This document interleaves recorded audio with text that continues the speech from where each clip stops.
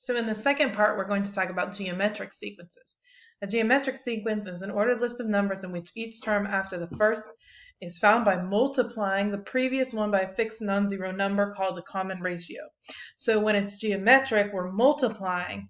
So arithmetic, we're adding or subtracting, and with geometric, we are multiplying. And it is called the common ratio. So it says determine whether the following represent geometric sequences. If yes, identify the common ratio. So we're trying to figure out what did we multiply to get the next number. So if I know I do 2 times 5, I'll get 10. 10 times 5 gives me 50. And 50 times 5 would give me 250. So this is a yes, and my common ratio is 5. Number 2, this one,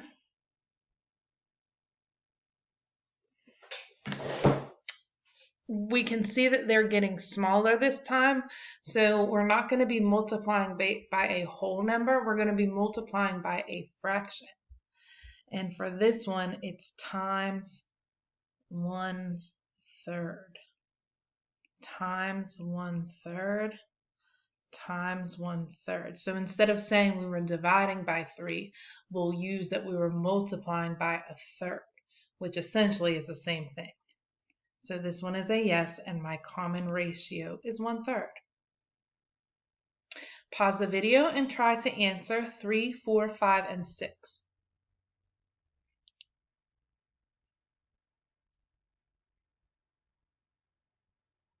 Now I know 6 times 3 is 18, but 18 times 3 is not 24, so this one is a no.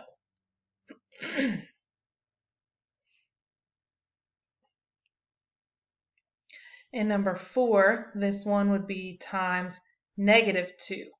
7 times -2 is -14. -14 times -2, a negative times a negative turns back into a positive, which would be 28 times -2 again makes it negative, so this is a yes, and my common ratio is -2.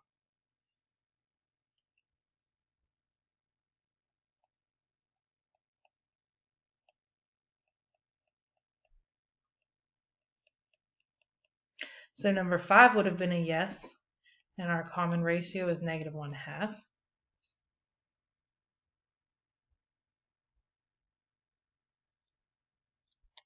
And then number 6, this one times 4. So it is a yes, and our common ratio is 4.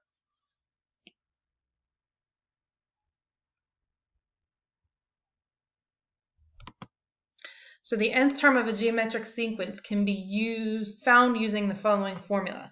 So we still have our a sub n equals a sub 1 times r to the n minus 1 power. So just like with the arithmetic sequences, n is still my term number. A sub 1 is talking about the first term.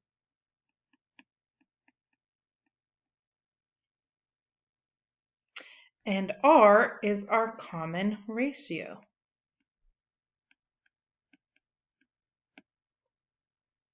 So everything's still similar to what we had been using. But see, this time we can see it's not ending up as a linear equation. This is ending up as an exponential equation. So when we're adding and subtracting, our arithmetic sequences are linear. When we're multiplying, it is a geometric sequence, which is exponential equations. So for the first one, we're going to use our formula. I'm going to figure out my common ratio first, which is multiplying by 3. So that means r is 3.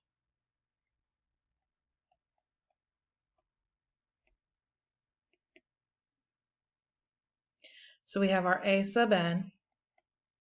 A sub 1 is my first term, which is a 3, times my r, which is a 3, to the n minus 1 power.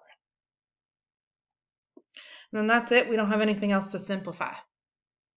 So pause the video and try the second one.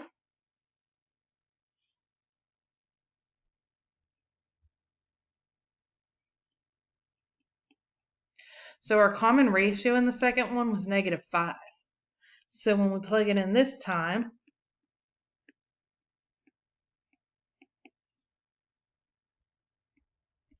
my first term is -4. My common ratio is -5 to the n minus 1 power.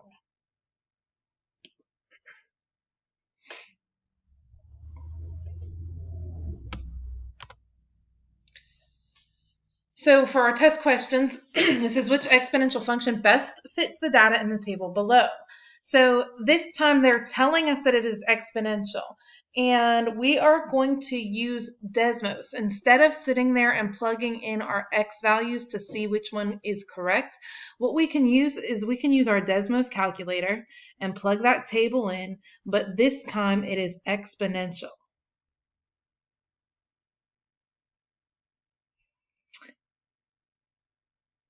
So when we do exponential, it's going to be y1 with the tilde, a times b to the x1 power. This is what we need to type in to get our exponential equation. So we're going to go to Desmos like we have been, clear out of anything in there, hit the plus sign, hit the table. I'm going to enter in my information.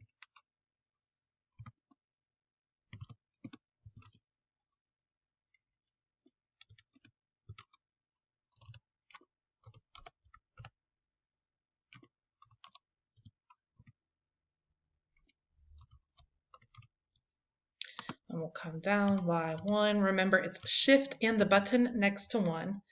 A times b to the x1 power. And so now they will give us our a value and our b value.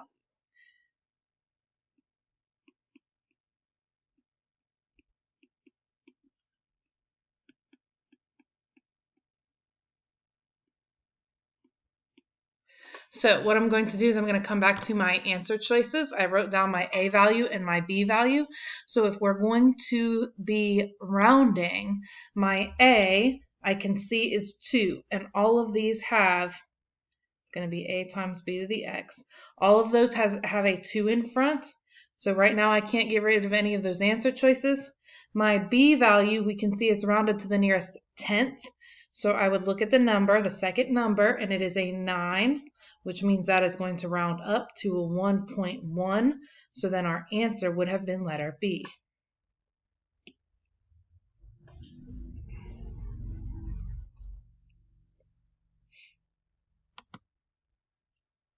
So for the second one, it says which function passes through the set of points. I have answer choices A and B, which are linear, C and D, which are exponential. So I need to figure out, am I adding or subtracting, or am I multiplying, dividing to get to the next number? So from 1,000 to 500, we're cutting it in half. Half of 500 is 250. Half of 250 is 125. So this one is exponential.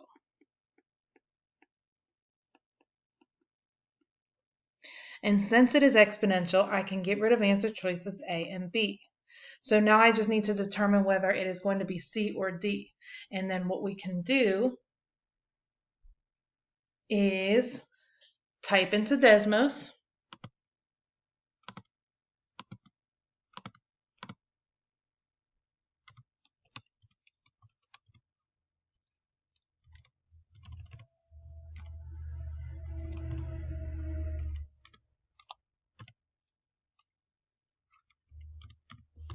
And again, we know it's exponential.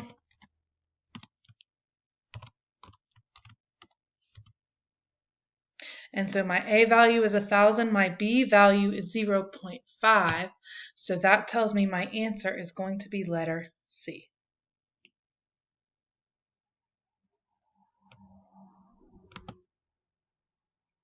And then go ahead and Pause the video and try to do this last one by yourself in Desmos.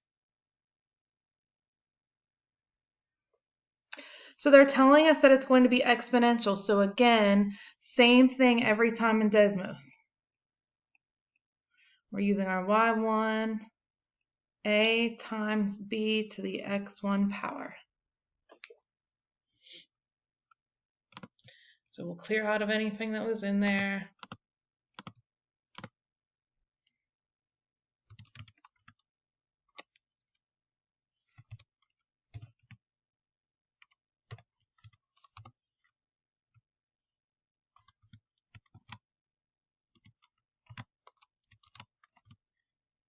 And so they gave me an a value of -4 and a b value of positive 1.5. So going back over to our answer choices, -4 is my a value, so I know it's not C, I know it's not D, and my b value is 1.5, so our answer would have been letter B.